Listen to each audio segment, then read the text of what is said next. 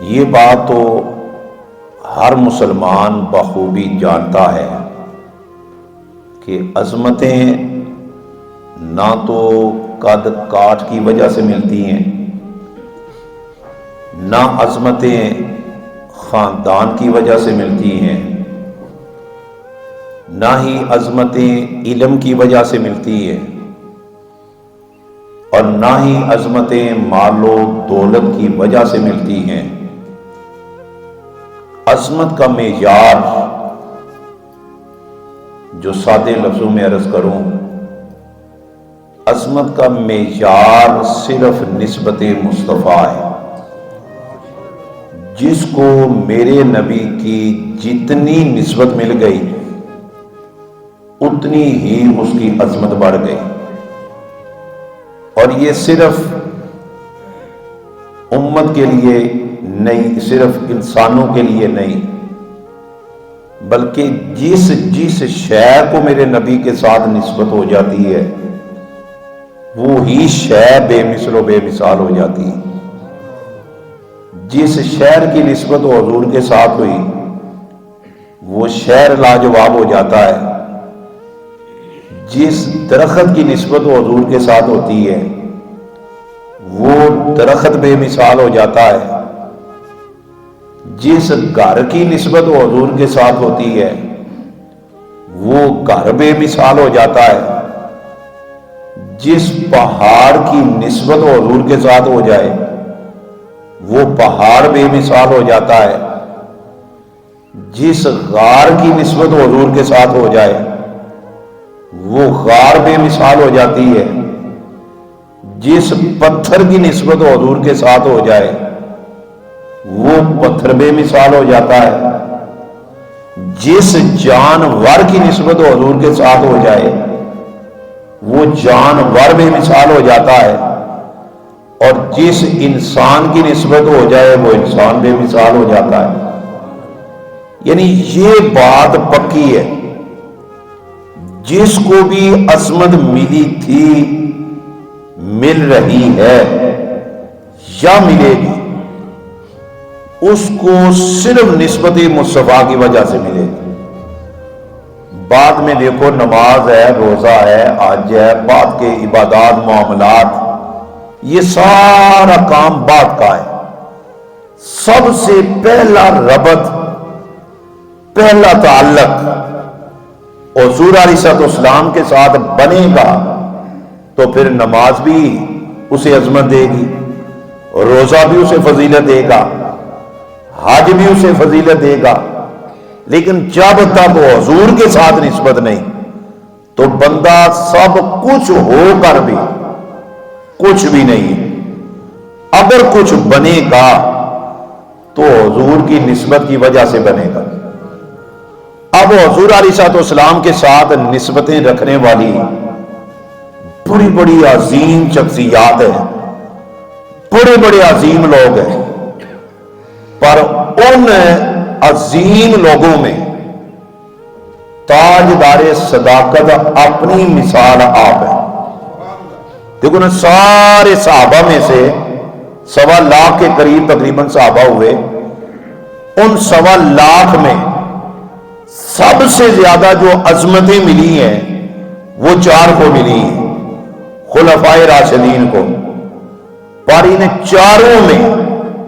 جسے سب سے زیادہ عظمت ملی ہے وہ تاجدار صداقت حضرت ابوبکر صدیق ہے۔ چارے یار نبی دے ہے ناشک نہیں دستا، انہاں چاراں ورگا نہ کوئی ہویا تے نہ کوئی ہو سی،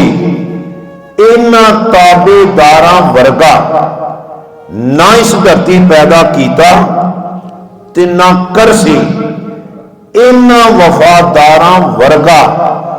اعظم شان صدیق کی پوچھنا ہے، اکو یار ہے یار ہزارہ ورگا۔ یعنی سارے یاروں میں جو سب سے پیارا یار ہے، سب سے عظمت والا، جسے قرآن نے بھی سب سے افضل کہا، احادیث مبارکہ میں بھی میرے نبی نے سب سے افضل کہا، وہ ہستی کا نام تاجدار صداقت سیدنا ابو بکر صدیق رضی اللہ تعالیٰ عنہ۔ آپ کی ذات کے کیا کہنے، آپ کو جو نسبت میرے نبی سے ملی ہے اسے آپ حسن اتفاق کہہ لیں یا خدائی انتخاب کہہ لیں۔ جو محلہ ہمارے نبی کا ہے وہی محلہ تاجدار صدیق اکبر کا ہے، جو شہر محبوب کا ہے وہی شہر تاجدار صداقت کا ہے، جو خاندان ہمارے محبوب کا ہے وہی خاندان تاجدار صداقت کا ہے۔ ایک ہی محلے میں رہ رہے ہیں، حسن اتفاق کہ بچپن کا جو ساتھی ہوتا ہے وہ کوئی خاص ہوتا ہے۔ اب بچپن کا اگر اپنے نبی سے پوچھو کہ حضور بچپن کا آپ ساتھی کون ہے، آپ کا ساتھی کون ہے، جواب آئے گا ابو بکر۔ حضرت ابو بکر سے پوچھو آپ کا بچپن کا ساتھی کون ہے تو جواب آئے گا سیدہ آمینہ کا لال۔ بچپن کے بھی ساتھی، جوانی کے بھی ساتھی، بڑھاپے کے بھی ساتھی، مکے کے بھی ساتھی، مدینے کے بھی ساتھی، سفر کے بھی ساتھی، حضر کے بھی ساتھی، ہجرت کے بھی ساتھی،